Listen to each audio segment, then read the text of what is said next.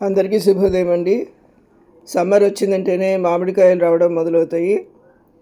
ఈ రోజున ఇవి చిన్న రసాలు మామిడికాయలు తీసుకురావడం జరిగింది. ఈ మామిడికాయలతో ఏంటంటే ఇంకా కొన్ని టెంక పట్టలేదండి. కాయలైతే వస్తున్నాయి కానీ ఇంకా పచ్చడికి మెయిన్ సంవత్సరం మొత్తం పెట్టుకునే పచ్చడికి రెడీ కాలేదన్నమాట కాయ. కానీ ఈ లోపల టెంపరీ పచ్చళ్ళు ఆవకాయ వేసుకోవచ్చు, లేకపోతే పెసరావకాయ, మెంతి ఆవకాయ ఇలా వేస్తూ ఉంటారు. ఒక కాయ 2 కాయలు అట్లా చాలన్నమాట.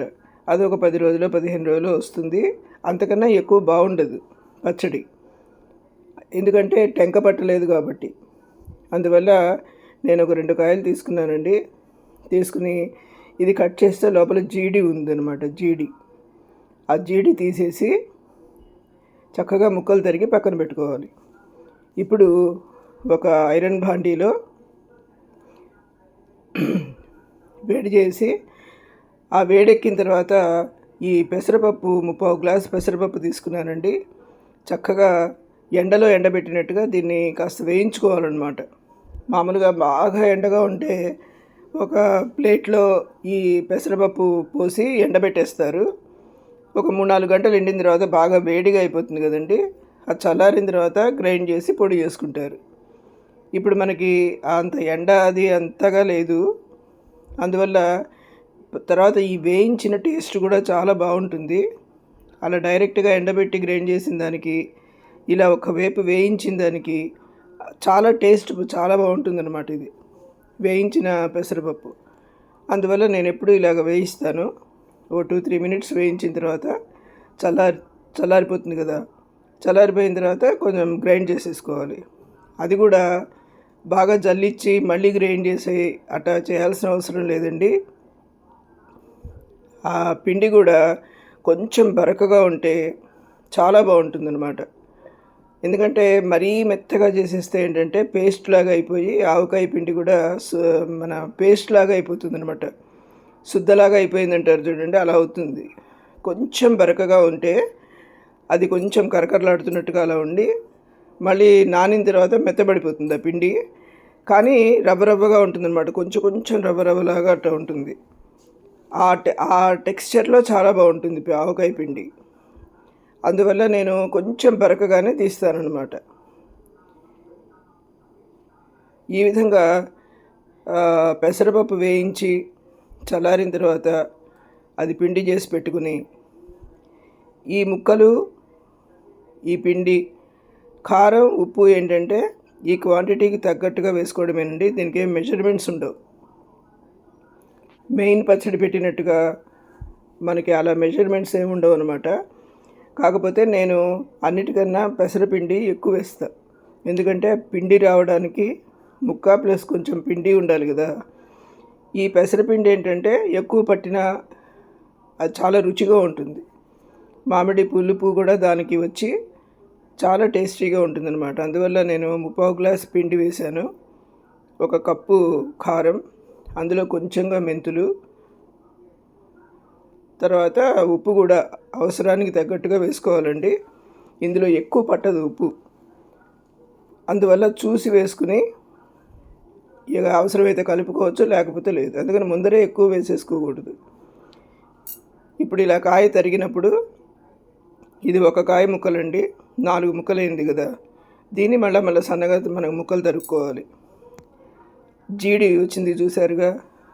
ఆ జీడి అనేటప్పటికి ఏంటంటే ఇది ఇంకా పూర్తిగా తయారు కాలేదు, కానీ మంచి పుల్లటి మామిడికాయ అండి ఇది. ఈ విధంగా తరిగి పెట్టుకున్న ముక్కలు కాస్త ఆరుతాయి అన్నమాట. అలా తరిగి పెట్టుకుని పక్కన పెట్టుకోవాలి.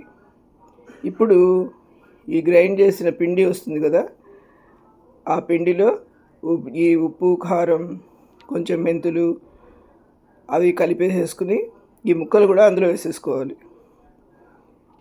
వేసుకుని ఈ శనగ నూనెతో కలుపుకోవచ్చండి. ఇది ఒక చిప్పగరిట మెజర్మెంట్గా పెట్టుకుంటే 2-2.5 చిప్పగరిటెలు నూనె పడుతుంది.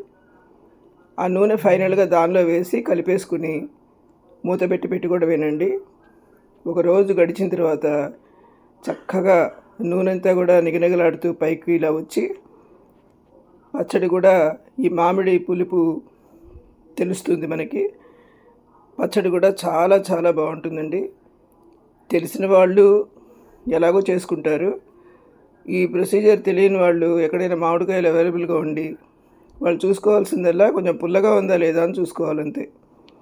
పుల్లటి మామిడి అయితేనే ఈ పచ్చళ్ళు బాగుంటాయండి. పులుపు లేకపోతే మాత్రం అసలు ఏమీ బాగుండవు ఇవి. అందువల్ల పులుపు ఉందా లేదా అని చెక్ చేసుకోండి.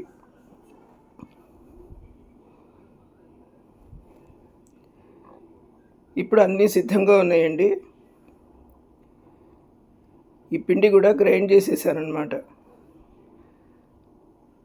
అది పెసరపిండి అలా గ్రైండ్ చేయగానే వస్తే ఆవిర్లు వస్తున్నట్టు పొగలు వస్తున్నట్టు ఉంటుంది. చల్లగా ఉన్న పప్పు అయినా సరే. అందువల్ల చూడండి ఎంత ఫైన్గా ఎంత బ్రహ్మాండంగా వచ్చింది పిండి. కాకపోతే కొంచెం రవ్వలాగా ఉంది చూడండి. ఈ పిండిలో ఇప్పుడు చెప్పినట్టు మొత్తం ఉప్పు కారం ముక్కలు అన్నీ వేసేసేయడం, నూనె కలిపేయడం. ఇది పెసరవకాయ అండి. తప్పకుండా మీరందరూ కూడా ట్రై చేసి చక్కగా మామిడికాయల్ని ఎంజాయ్ చేయండి. Thank you very much for watching my video. మీ అందరికీ నచ్చినట్లయితే please like and subscribe. Thank you. రుచిగా ఉన్న పెసరవకాయ రెడీ అయిపోతుందండి. ఇది ఒక్క పూట అలా కలిపేసి ఒక రోజు ఉంచితే సరిపోతుంది. మర్నాడు నుంచి చక్కగా తినేయచ్చు. మా అమ్మగారు అయితే కలిపిన రోజునే అది గిన్నెలోకి తీసిపెట్టి, అంటే ఇలా టెంపరీగా పెట్టినప్పుడు ఆ గిన్నెలోనే అన్నం కలిపి ముద్దలు పెట్టేవాళ్ళు. అదనమాట సంగతి.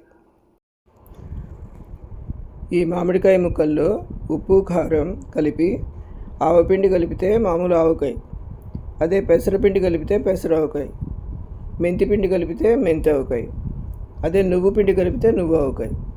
ఇట్లా ఆ పిండి వల్ల పేరు వస్తుంది తప్ప ఈ విధానం అంతా ఒకటే. కాబట్టి మనం ఏదైనా సరే చేసుకుని ఇది తినాలి అనుకుంటే కనుక ప్రొసీజర్ అంతా ఇదేనండి, పద్ధతి అంతా. సో చక్కగా మన ఇంట్లోనే మనకి ఏం కావాలో అది చేసుకోవచ్చు అనమాట. ఈ విధంగా చాలా సులభ పద్ధతిలో చేసుకోవచ్చు. ఓ 2 కాయలు చేసుకుంటే దాదాపుగా 20 రోజులు 4 రోజులు తినచ్చు.